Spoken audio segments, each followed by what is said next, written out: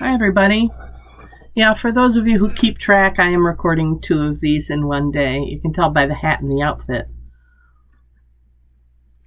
But I changed my glasses so that you can tell the difference. Anyway. Cup of tea in the morning. Last Thursday, I was not at prayer group because I was in New Hampshire. But the service that I wrote for them, the folks there in the evening prayer, had to do with the mind of God with a capital M. Mind with a capital M is one of the synonyms that we can use for God. And I think about the hymns and other things that we recite, give me the mind of Christ each passing day, for instance. What does that mean to have the mind of Christ or the mind of God? And what does it mean that God is the eternal, everlasting mind, capital M?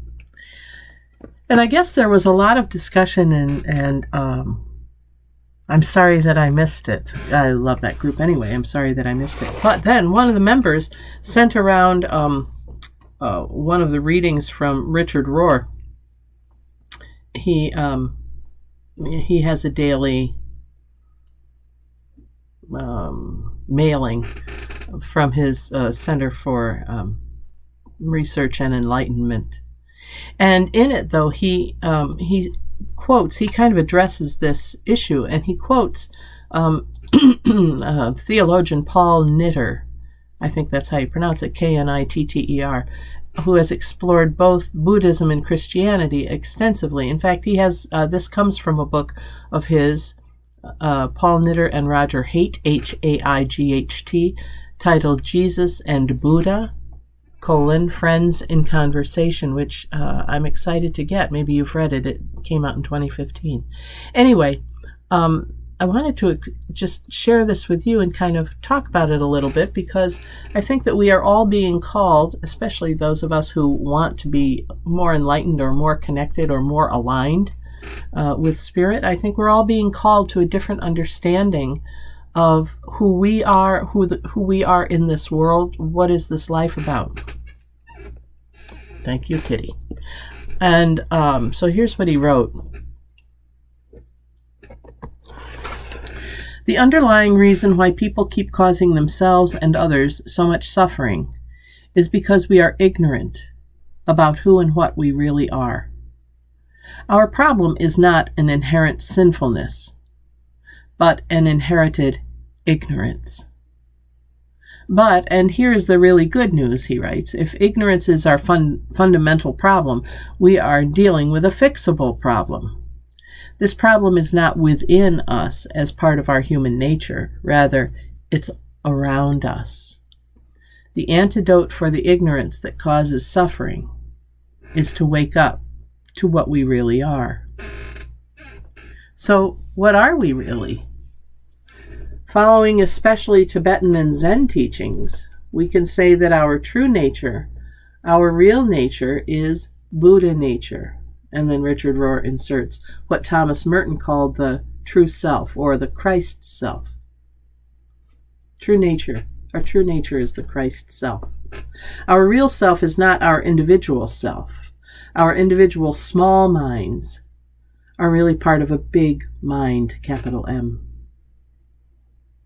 Once we wake up to our Buddha nature, once we realize the space, capital S, the space in which and out of which we live and move and have our being, then nothing, no matter how much it hurts or disappoints or frustrates, nothing can destroy the strength of our inner peace, capital P, of our ability both to endure and to respond to whatever happens.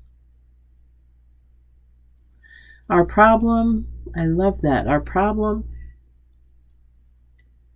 is that we are ignorant about who and what we are.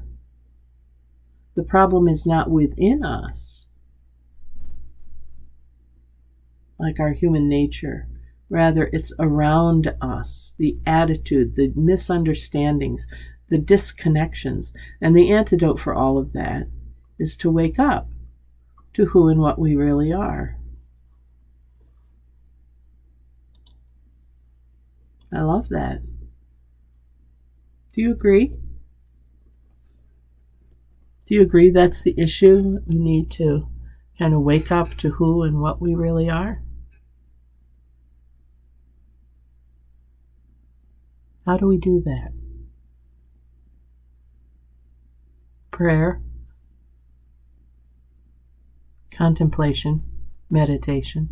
Meditation does not have to be close your eyes. Om. Meditation can be setting aside a time every day for the prayerful pause.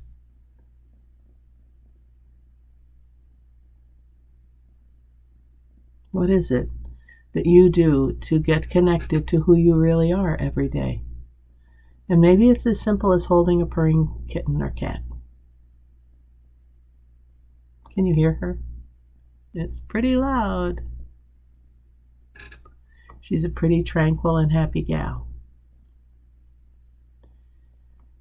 To live life like this, being held in the arms of our loving God.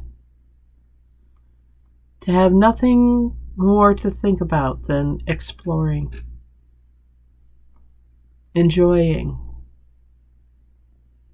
having everything provided for us.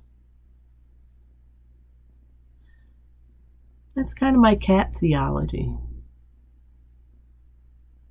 The cat theology of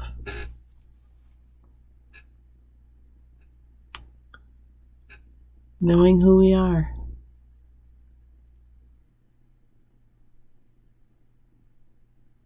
I'll leave you with that thought today, how to become more a part of the mind of Christ. It's to know who we are and to recognize that being with a part of the Christ mind is a much larger identity than just being in our own mind. Thanks for joining me for this time. Zara and I thank you for joining us for this time. Until next time, I hope you have a great day. God bless, take care, and bye for now.